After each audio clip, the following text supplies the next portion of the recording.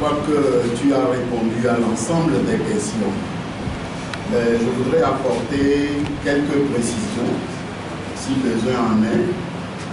Il s'agit des mécanismes de sécurité. Je peux dire que cela est basé essentiellement sur la qualité des hommes. Vous savez que dans les circonstances qui sont les nôtres aujourd'hui,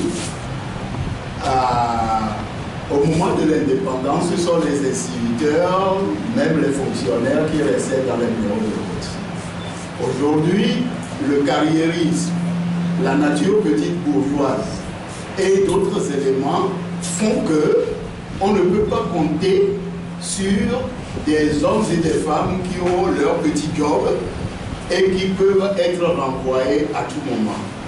La conséquence, c'est quoi?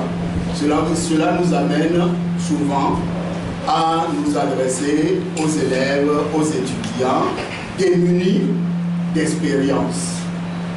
Pour pouvoir aller un peu plus loin, nous avons remarqué également que pour les bureaux de vote, autant il y a du monde, pour les délégués, il y en a moins.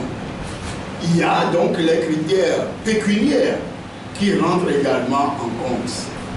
Et lorsque nous faisons l'analyse, on se rend compte que lorsque la CENI met en place la coordination, s'il y a 5 lignes, il n'y a qu'une seule ligne qui est occupée par l'opposition. Sur les 4 autres lignes, sur ces 6 lignes-là, que l'on se permet de voler lorsqu'on transporte les résultats vers les bureaux de vote. Tout cela, nous le prenons en compte et cela a besoin d'argent. 9000 bureaux de vote, lorsque nous faisons l'estimation et que nous disons qu'il faut 15 000 francs pour pouvoir organiser à bon escient un bureau de vote, cela revient à peu près à 135 millions au total. Je voudrais donner ces éléments pour vous dire tout simplement en concluant que nous sommes en train de spéculer sur la qualité des hommes. Ce n'est plus seulement la quantité comme nous l'avons fait par le passé et qui nous a été préjudiciable puisque la présidente vient de vous le dire, les élections au Togo, on les a toujours gagnées. Les adversaires, de par leur popularité, ne dépassent 10 à 15%. Il leur faut voler dans divers compartiments. Et c'est par ces vols-là qu'ils arrivent à nous dire qu'ils ont remporté les élections, en les empêchant de pouvoir faire ce qu'ils veulent encore dans les bureaux de vote. La victoire, donc le vote du peuple togolais, sera comptabilisé conformément au vote émis dans les urnes. Voilà ce que je voudrais ajouter là-dessus. En ce qui concerne ensuite une question encore, c'est sur, je crois que lorsque le collègue, l'ami journaliste parle des modalités de proclamation ou bien de collecte des résultats, en parlant du gouvernement, je crois qu'il englobe dans cela les questions de proclamation, etc. Si tel est le cas, ce qui est tombé dans le domaine du public, on ne doit pas empêcher les journaux de publier ce qui est tombé dans le public. Lorsqu'on affiche des résultats dépouillés, fenêtres et portes ouvertes, le journaliste doit être en mesure de publier ces résultats-là. Nous faisons sien ce combat-là que les journalistes eux-mêmes seront amenés à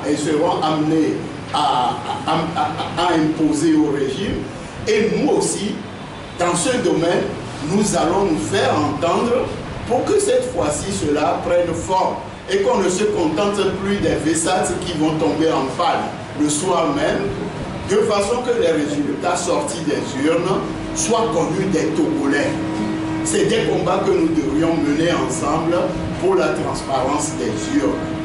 Je conclurai, puisque la présidente a répondu à l'ensemble des questions, par vous dire que, en réalité, le problème auquel on doit faire face aujourd'hui, c'est que d'un côté, il y a la nécessité de remobilisation des populations.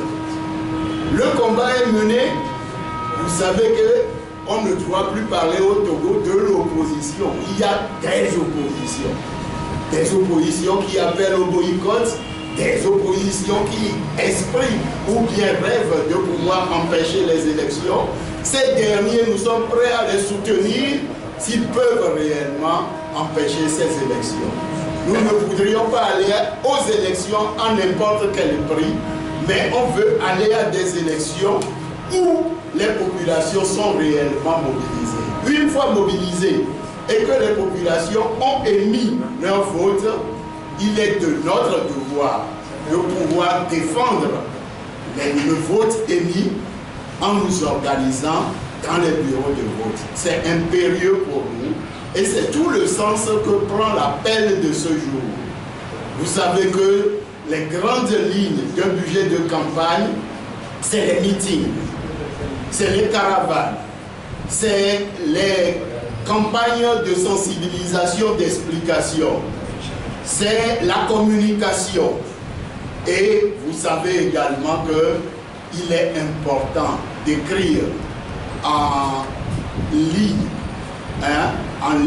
dorée, la nécessité des hommes de qualité dans les bureaux de vote, sans lesquels tout ce que je viens de dire sera vain.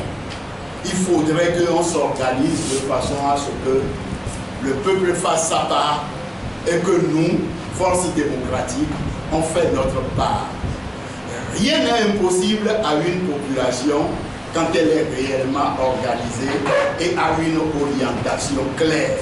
C'est dans cela que nous nous engageons aujourd'hui pour que ces élections, certes difficiles parce que moins transparentes qu'on l'aurait souhaité, ces élections puissent être transformées par les populations togolaises elles-mêmes. C'est à cela que nous nous livrons, c'est pour cela que nous nous retrouvons au sein de CAP 2015. Je vous remercie.